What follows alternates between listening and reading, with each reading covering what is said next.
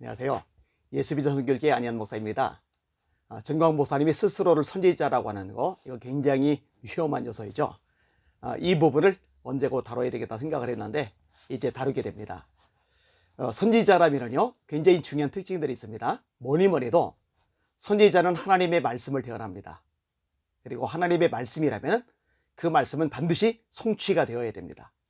하나님의 말씀인데 성취가 되지 않는다? 있을 수가 없는 거예요. 하나님이 전능하신데, 하나님이 신실하신데 그 말씀이 어떻게 성취가 되지 않을 수가 있겠습니까? 자, 예를 들어서 이사야가 예언합니다. 이사야 9장 6절이죠. 이는 한 아기가 우리에게 낳고 한 아들을 우리에게 주신 바 되었는데 그의 어깨는 정사를 메었고 그의 이름은 기묘자라 모사라 전능하신 아버지라 평강의 왕이라 영존하시는 하나님이라. 이 말씀대로 예수님은 아기로 이 땅에 오세요. 엄마 뱃속에서 10개월 가까이 보내셨고요. 태어나셨어요. 옹알이를 낳으셨어요. 똥오줌을 싸셨고요. 그리고 목을 못 가누셨어요. 몸을 뒤집지 못하셨어요. 이 모든 과정을 거치셨어요. 왜? 말씀이 그렇게 기록하고 있으니까요. 예수님이 종료주일에 예루살렘에 입성하실 때 나귀 새끼를 타고 입성하십니다. 왜 그러죠? 스가랴가 선지자가 예언했거든요. 그는 겸손하여 멍에 매는 짐승의 새끼를 탔도다. 멍에 매는 짐승의 새끼, 그 나귀의 새끼를 탔도다. 스가랴 9장 9절의 말씀이죠. 말씀이 이루어질 수밖에 없는 거죠. 사무엘이 하나님의 선지자 아닙니까? 다윗이 왕 될 것이라고 그랬어요. 다윗이 시간이 많이 지나지만 고생 많이 하지만 도망자가 되지만 결국 왕이 됩니다. 만약에 다윗이 왕이 되지 못했다면요, 사무엘은 가짜예요. 왜냐? 하나님의 말씀을 전하는 선지자라고 그러면서 그 입에서 나간 말이 성취되지 않았기 때문에 그렇습니다.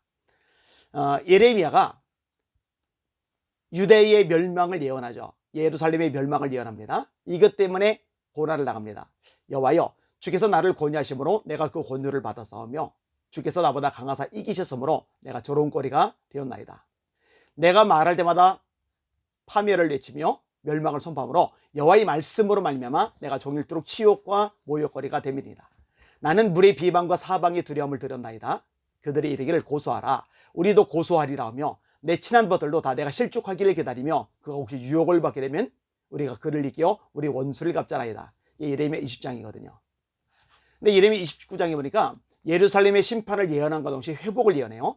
바벨론에서 70년이 차면 내가 너희를 돌보고 나의 선한 말을 너희에게 성취하게 하여 너희를 이 땅으로 돌아오게 하리라. 너희를 향한 나의 계획을 안 하니 평안이요 재앙이 아니니라. 너희에게 미래와 희망을 주려 하는 것이리라. 그런데요, 바벨론 포로로 끌려가서 50년이 지나요, 60년이 지나요, 61년이 지나요, 65년이 지나요. 유대인들이 독립운동을 펼칠 방법이 없어요. 바벨론에서 예루살렘에 돌아올 수 있는 길이 없어요. 그럼 하나님 말씀이 틀리느냐? 하나가 어긋났냐? 그러면 안 돼요. 그럼 하나님이 전능하지 못하세요. 그럼 하나님이 신실하지 못하세요. 선지자의 말은 반드시 이루어져야 됩니다. 어떻게 됩니까? 이 바벨론을 메데 파사 연합군이 무너뜨려요. 후에 페르시아라는 나라가 되죠. 그 왕인 고레스, 세계사 이름 키루스가 칙령을 내립니다. 그 칙령이 에스라 1장 역대하 마지막 장이 나오죠. 너희를 유대 땅에 돌아가도 돼. 하나님의 말씀이 성취가 되는 거예요. 자, 하나만 더 얘기해 볼게요. 미가가 미가서 5장 2절에 예수님이 베들레헴에서 태어날 것을 예언합니다. 근데 예수님의 어머니 마리아가 만삭인데 베들레헴이 없어요. 이때 로마 황제 아우구스티누스가 세금을 거둬들이기 위해서 인구조사를 하려 합니다. 인구조사를 하기 위해서 호적 등록을 하라고 명령을 내려요. 황제의 명령을 어길 길이 없기 때문에 만삭된 몸으로 장거리 이동을 합니다. 그 당시에는 KTX가 없죠. 택시도 없죠. 얼마나 고생입니까? 황제 명령이라 할 수가 없는 거예요. 그래서 다윗의 고향, 그게 예수님이 태어나기로 된 곳이죠. 베들레헴까지 이동을 하게 되고, 베들레헴에 갔더니 여관이 찬 거예요. 여관에 있을 곳이 없음이라라. 그래서 마구간에서 예수님을 출산하고 말밥통 위에 예수님을 올려놓은 거죠. 말씀은 반드시 이루어져야 되기 때문에 황제까지도 하나님이 흠지신 겁니다. 자, 그럼 얘기해 볼게요.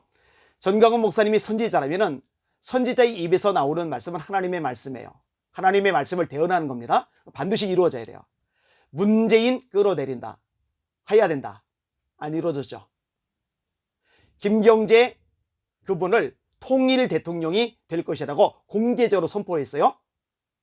그러면은 김경재 후보가 대통령이 되었어야 됩니다. 통일 대통령이 되어야 됩니다. 그런데 축출했죠.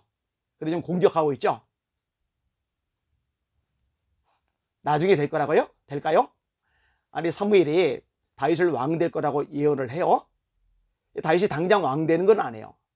고생하잖아요. 세월이 오래 걸리잖아요. 그런데 사무엘이 다윗을 내치지는 않아요. 마찬가지죠. 전광훈 목사님이 진짜 선지자라면 김경재 후보를 내치면 안 되는 거죠. 무슨 선지자가 그래요? 자, 좀 더 얘기를 해볼게요. 선지자는요, 핍박을 받아요. 선지자는요, 고난을 당해요. 선지자는요, 군림하고 지배하고 짓밟고 선동하고 이런 걸 안 해요. 오히려 자기가 피해를 입죠. 미가야는 아합 왕에게 예언을 했다가 감옥에 갇히죠. 미가야뿐만이 아니죠. 하나니 선지자는 아사에게 예언을 했다가 감옥에 갇히죠. 이사야는 므낫세 왕 때 톱으로 켜서 죽임을 당하겠다고 전승에 그렇게 알려져 있어요. 선지자들이 참 어려움, 고난, 시련, 아픔을 많이 겪습니다. 예수님이 팔복을 말씀하세요. 심령이 가난한 자는 복이 나니 천국이 그들의 것이며 애통하는 자는 복이 나니 그들이 위로를 받을 것이며 마음이 온유한 자는 복이 나니 그들이 땅을 기업으로 얻을 것이며 의에 줄이고 목이 마른 자는 복이 나니 그들이 배부름을 얻을 것이며 긍휼히 여기는 자는 복이 나니 그들이 긍휼히 여김을 받을 것이며 마음이 청결한 자는 복이 나니 그들이 하나님을 볼 것이며 화평하게 하는 자는 복이 나니 그들이 하나님의 아들이라 일컬음을 받을 것이며 여덟 번째가 뭐예요? 의를 위하여 박해를 받은 자는 복이 나니 천국이 그들의 것입니다. 나를 인하여 너희를 욕하고 핍박하고 모든 거짓으로 너희를 거슬려 온갖 악한 말을 할 때는 기뻐하고 즐거워하라. 하늘에서 너희 상이 크면이다. 너희 전에 있던 선지자들도 이같이 박해하였나니라. 예, 이 선지자들의 모습이거든요. 예수님이 말씀하신 내용이거든요. 전광훈 목사님은요, 그러지는 않아요. 여러분, 선지자들 중에 대체 어떤 선지자가 군중들을 막 선동을 해가지고 누군가를 짓밟고 누군가를 욕하고 누군가를 인격살인하고 누군가를 조롱합니까? 그런 선지자가 세상에 어디 있어요? 이사야, 예레미야, 다니엘, 호세야, 아모스, 미가, 나홈, 하박국, 스바냐, 학개, 스가랴, 말라기. 도대체 누가 그랬어요? 저 목사님은요, 사람들 선동을 해요. 공개적으로 매도를 해요. 그리고 같이 짓밟아요. 짓이겨요. 박살을 내버려요. 여러분, 세상 어디도 이런 선지자는 없어요. 근데 무슨 선지자라고 하는 겁니까? 이 부분이요, 생각보다 심각한 요소가 될 겁니다. 그리고 선지자는요, 거짓말을 하면 됩니다. 이 거짓말이 된 부분들도 제가 조목조목 증거를 가지고 후전 실대를 가지고 이야기를 하도록 그렇게 하겠습니다. 제가 분명히 말합니다. 전광훈 목사님은 선지자가 아닙니다. 그런데 따르는 사람들이 선지자 그래요. 본인 스스로가 선지자의 말을 들으래요. 선지자의 말을 들으래요. 말이 안 되죠. 말라기가 예언을 하죠. 엘리야를 보낼 거다. 아비의 마음을 자식에게로, 자식의 마음을 아비에게로 돌이키게 할 거다.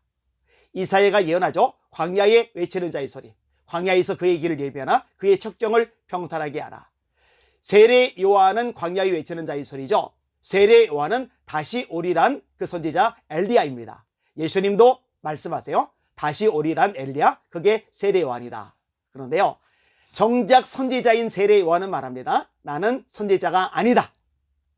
진짜 선지자는 자기가 선지자가 아니라고 말을 하는데 선지자가 아닌 분은 자기가 선지자라고 말을 해요. 놀랍게 대비가 돼요. 진짜 선지자는 자기가 선지자가 아니라고 말을 하는데 진짜 선지자가 아닌 분은 자기가 선지자라고 말을 해요.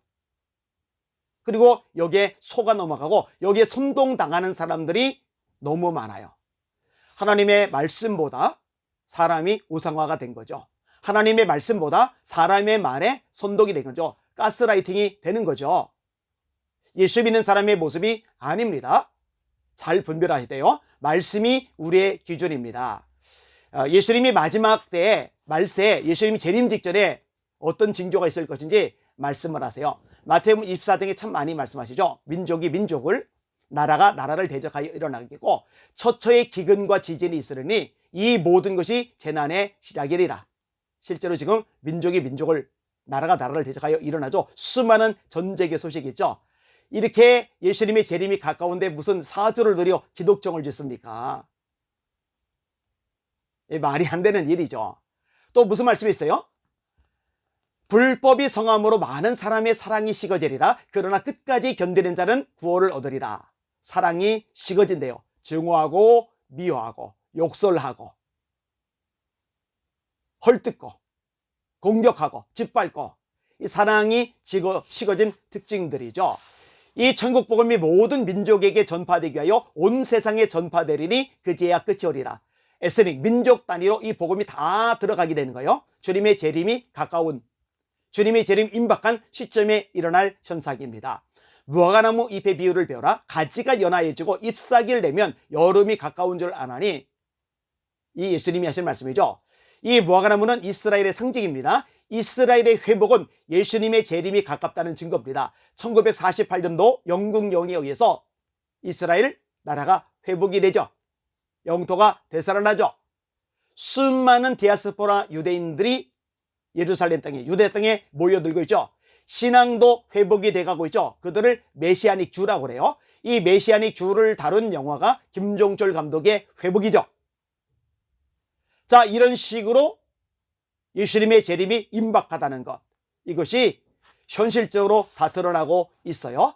자, 그 중에 또 하나가 뭐냐? 거짓 선지자들이 일어나는 거예요. 거짓 선지자들. 진짜 선지자라면 말한 게 성취가 됩니다. 그런데 거짓 선지자는 말한 게 성취가 되지 않는 거예요. 사람들을 짓밟는 거예요. 사람들을 선동하는 거예요. 하나님 앞에 거룩하지 못한 거예요. 아니, 말씀이 보여주고 있잖아요. 말씀이 알려주고 있잖아요. 점점 더 많이 드러나는 모습들 안 보이십니까? 잘 분별하시길 바랍니다. 사실 대한민국 지금 위기잖아요. 이 위기 상황 속에서 나름대로 역할을 한다고 생각을 했기 때문에 전광훈 목사님에 대해서 입을 가급적 다물려고 노력을 많이 했어요. 때때로 억울하지만, 때때로 분통이 터지지만, 때때로는 이건 아닌데, 절대 아닌데, 문제가 심각한데 라고 생각하지만, 그럼에도 불구하고 최대한 마음을 누르려고 했어요. 그런데 더 이상은 안 되겠다고 생각이 되어집니다. 너무 한국에 끼치는 해악이 커요. 성도들의 영혼을 너무나 많이 망가뜨려요. 여러분, 하도 욕설을 막말을 쏟아 부으니까요, 이게 흘러가요. 영적인 흐름이 이어져 가는 거예요. 그러니까 여기에 영향을 받은 사람들도 똑같이 악해지는 거예요. 독해지는 거예요. 저주와 악독이 쏟아져 나오는 거예요. 하나님께서 기뻐하시는 언어들이, 글들이 쏟아져 나오는 거예요. 그러면서도 뭐가 문제인지조차 인식을 못하는 거예요. 심각해요. 정말 심각합니다. 이 방송을 듣는 시청자 여러분들 잘 분별하시고 하나님의 말씀에 든든히 서시기를 주님의 이름으로 부탁을 드립니다. 하나님의 말씀이 우리의 유일한 기준입니다. 하나님만이 우리가 섬길 대상입니다. 놓치지 마시고 꼭 붙잡으시기를 주님의 이름으로 부탁을 드립니다. 오늘도 주님 바라보고 주님의 이름으로 전진하고 승리합시다. 할렐루야.